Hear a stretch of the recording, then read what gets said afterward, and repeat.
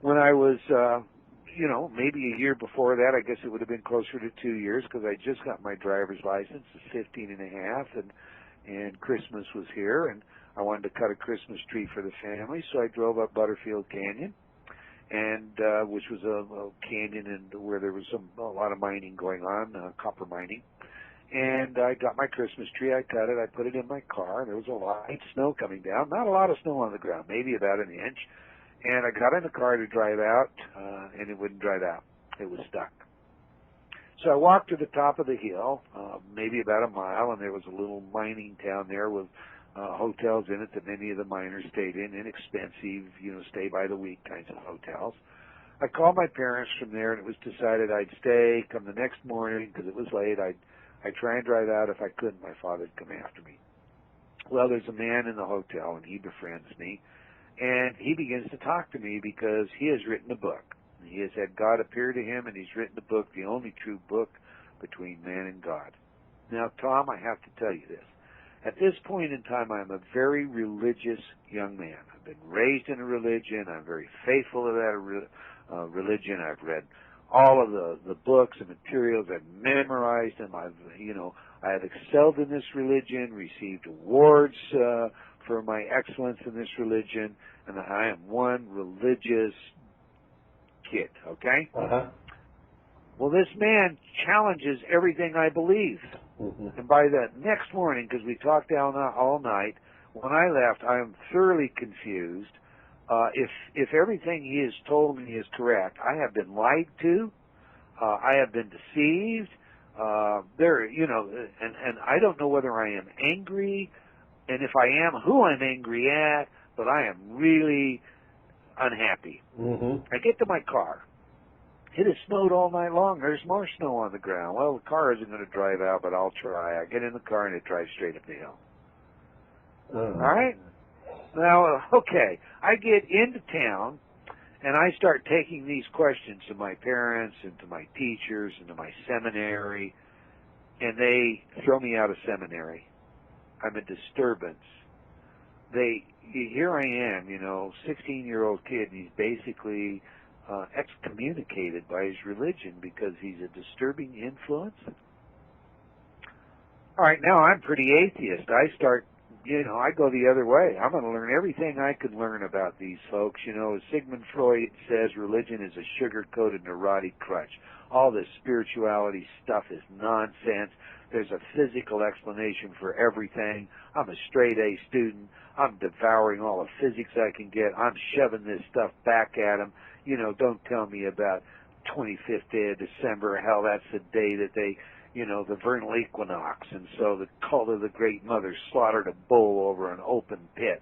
And they drank of its blood and ate of its flesh. That's where you get sacrament stuff from. Don't tell me about it. And that's where my head is, okay? Okay. Now, Tom, then comes this accident with a railroad. And all of a sudden, I can't fit that into my paradigm. Right. There is no physical explanation.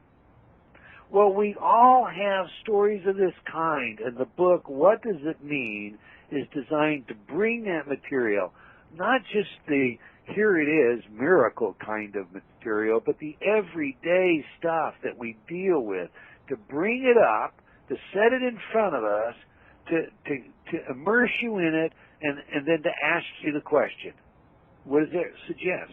What does that really mean? Yeah. How do you incorporate that in your life? The object is, of course, we can't be authentic if we really don't know ourselves. One of the books that I read in college that to this day, I recommend to everybody is a book called Knots, K-N-O-T-S. It's by Robert Lang. And Lang looks out into the world and he says, they're playing a game. He's talking about how many of them are pretending to be something that they're really not. He's a British psychiatrist. He says, they're playing a game. I see that they're playing a game. But if I tell them that I see that they're playing a game, they won't let me play the game.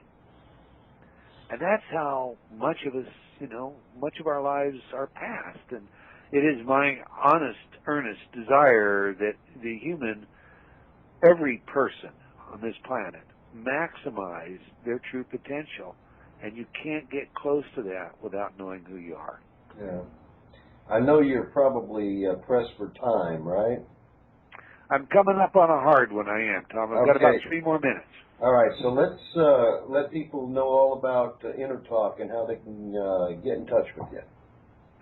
Yeah, InnerTalk is our patented technology. Thank you very much for mentioning that. It is all designed to assist and facilitate each of us in generating a stream of consciousness, our own inner talk, self-talk, that is fully supportive. We have a little slogan, when believing in yourself matters. Well, I'll tell you what, it always matters. And having those thoughts in your head that say, oh, I can't do this, or oh, I don't know, I've never been too smart, or well, I'm just not attractive enough, or on and on and on. Having those kinds of thoughts, they're just self-sabotaging, self-destructive.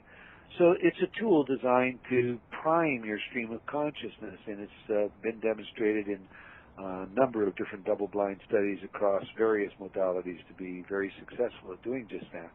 And everybody can get a hold of me, or they can reach this technology by simply going to my website, eldontaylor.com, ELDONTAYLOR.com.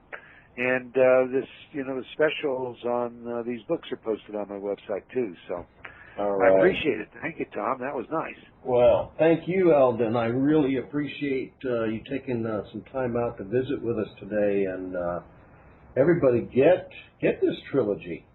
It'll really open your eyes. Thank you, Eldon.